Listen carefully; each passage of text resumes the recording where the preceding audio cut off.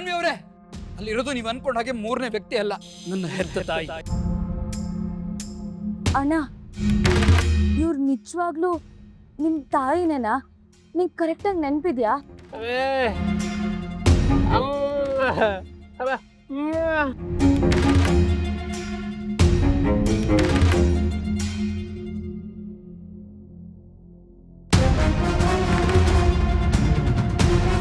ಅಂದ್ರೆ ಇವರು ಬೆಂಕಿ ಅಣ್ಣ ಅಮ್ಮನ,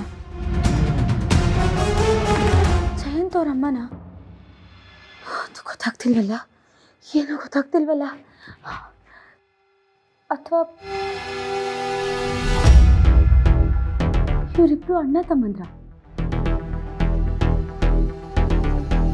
ಇರ್ಬೋದು.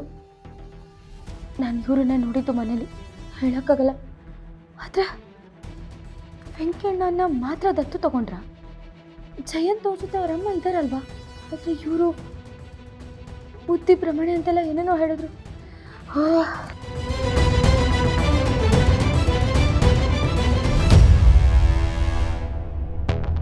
ಫುಲ್ ಕನ್ಫ್ಯೂಷನ್, ಏನೂ ಗೊತ್ತಾಗ್ತಿಲ್ವಲ್ಲ. ಅಮ್ಮಂಗೆ ಕೇಳಿದ್ರೆ ಏನಾದರೂ ವಿಷಯ ಗೊತ್ತಿರುತ್ತೆ, ಅವ್ರೇನಾದರೂ ಹೇಳ್ತಾರೆ. ಅಮ್ಮ ಅಮ್ಮ. ಯಾಕಮ್ಮ, ಏನಾಯ್ತು? ಯಾಕೆ ಇಷ್ಟೊಂದು ಗಾಬರಿ ಆಗಿದ್ಯಾ? ವೆಂಕಿ ಚೆಲ್ವಿಯಲ್ಲಿ ಅವ್ರ ಅಂಗಡಿಲೇ ಉಳ್ಕೊಂಡಮ್ಮ, ನಾನು ಒಬ್ಬಳೇ ಬಂದೆ. ಅದು ಬಿಡು. ನೋಡು, ಇವರು ನಿಜವಾಗ್ಲೂ ಇವ್ರು ವೆಂಕಿ ಅಣ್ಣ ಅವ್ರ ತಾಯಿನೇನಾ?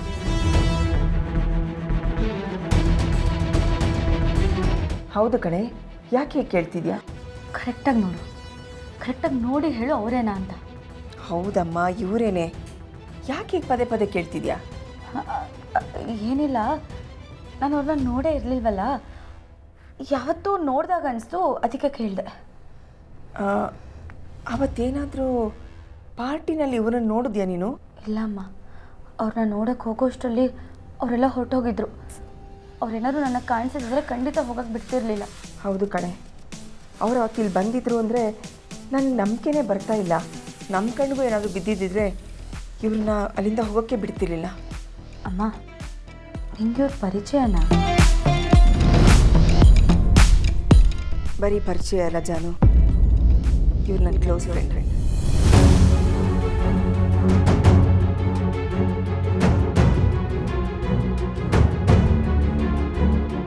ಕ್ಲೋಸ್ ಫ್ರೆಂಡಾ? ಹೇಗಮ್ಮ? ಹೇಗೆ ಅಂದರೆ, ಹೇಳಿದ್ನಲ್ಲ, ನಾನು ಇವಳು ಒಂದೇ ಕಾಲೇಜಲ್ಲಿ ಓದಿದ್ದು. ನಾವಿಬ್ಬರು ತುಂಬ ಕ್ಲೋಸ್ ಫ್ರೆಂಡ್ಸು.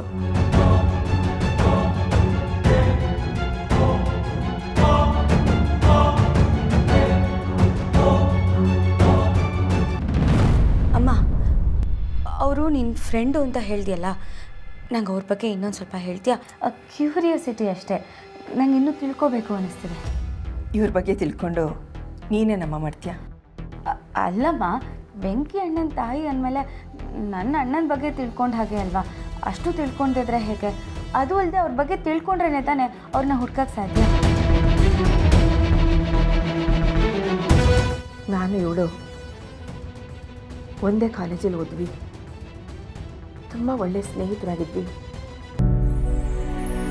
ಇವಳು ಅವಳ ಮನೆ ಡ್ರೈವರ್ನೇ ಪ್ರೀತಿಸಿ ಮನೇಲಿ ಯಾರಿಗೂ ಹೇಳದೆ ಹೊರಗೆ ಹೋಗಿ ಮದುವೆ ಮಾಡ್ಕೊಂಡ್ಲು. ಯಾಕೆ ಅವ್ರ ಮದುವೆ ಮನೇಲಿ ಒಪ್ಪಲಿಲ್ವಾ? ಇಲ್ಲ ಜಾನು, ನಮ್ಮ ಮನೇಲಿ ಹೇಗೆ ನಿಮ್ಮ ಅಪ್ಪನ ಜೊತೆ ನನ್ನ ಮದುವೆ ಒಪ್ಕೊಳ್ಳಿಲ್ವೋ ಹಾಗೆ ಇವಳ ಮನೇಲೂ ಯಾರೂ ಒಪ್ಕೊಳ್ಳಿಲ್ಲ. ಅವರಪ್ಪ ತುಂಬ ಶಿಸ್ತಿನ ಮನುಷ್ಯ. ಮನೆ ಡ್ರೈವರ್ನೇ ಮದುವೆ ಆಗ್ತಿದ್ದಾಳೆ ಅಂತ ಗೊತ್ತಾದರೆ ಹೇಗೆ ಒಪ್ಕೋತಾರೆ ಹೇಳು? ಹೇಗೋ ಮನೆ ಬಿಟ್ಟು ಹೋಗಿ ಮದುವೆ ಮಾಡಿಕೊಂಡ್ಲು.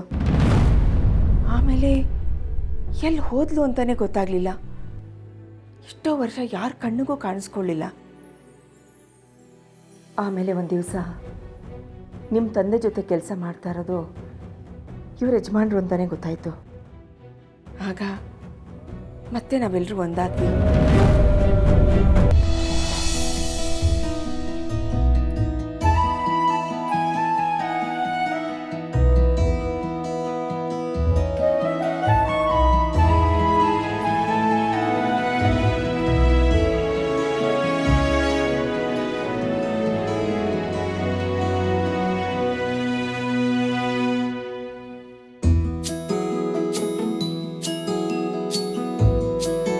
ಸ್ನೇಹ ಬೆಳೀತು.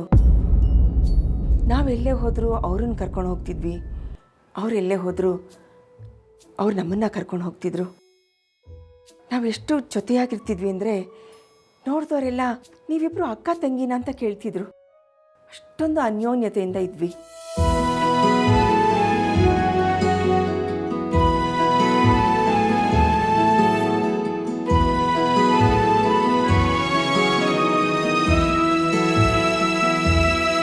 ಹೀಗಿರುವಾಗ ಇವಳು ಗರ್ಭಿಣಿ ಆದ್ಲು, ಒಂದು ಗಂಡು ಮಗುವಿಗೆ ಜನ್ಮ ಕೊಟ್ಲು.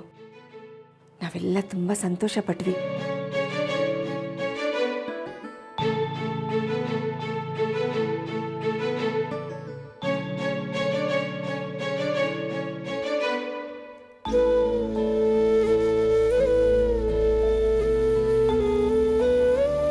ಆದರೆ ನನಗಿನ್ನೂ ಮಕ್ಕಳು ಹುಟ್ಟಿರ್ಲಿಲ್ವಲ್ಲ. ನನ್ನ ದುಃಖನ ನೋಡಿ ನೀನು ಬೇಜಾರು ಮಾಡ್ಕೋಬೇಡ ಲಕ್ಷ್ಮಿ, ನೀನು ಬೇಗ ತಾಯಿ ಆಗ್ತೀಯ, ನನ್ನ ಹಾಗೆ ಒಂದು ಗಂಡು ಮಗು ಹುಟ್ಟತ್ತೆ ಅಂತ ಹೇಳ್ತಿದ್ಲು. ಅಲ್ಲಿವರೆಗೂ ನನ್ನ ಮಗನ್ನ ನಿನ್ನ ಮಗ ಅಂದ್ಕೊಂಡೇ ಸಾಕು ಅಂತ ಹೇಳ್ತಿದ್ಲು. ಅಷ್ಟು ಒಳ್ಳೆ ಮನಸ್ಸು ಅವಳ್ದು.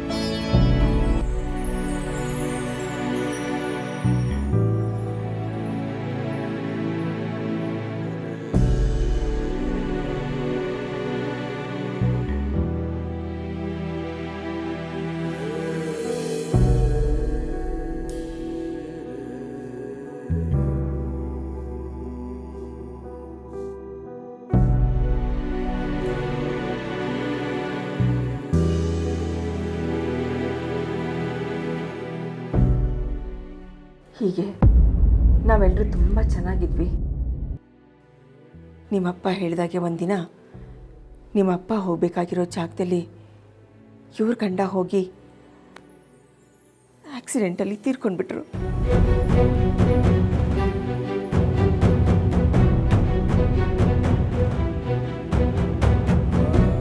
ಆಮೇಲೆ ಇವಳಿಗೆ ಎಲ್ಲಿ ಹೋದ್ಲು, ಏನಾದ್ಲು ಒಂದು ಗೊತ್ತಾಗಲಿಲ್ಲ. ನಾವು ಎಲ್ಲ ಕಡೆ ಹುಡುಕಿದ್ವಿ, ಗೊತ್ತಿರೋರ್ನೆಲ್ಲ ಕೇಳಿದ್ವಿ, ಯಾರೂ ನಮಗೆ ಗೊತ್ತಿಲ್ಲ ಅಂತ ಹೇಳಿದ್ರು. ಆದರೆ ಇವಳ ಗಂಡನ್ನ ನೆನೆದಿರೋ ದಿನಾನೇ ಇಲ್ಲ.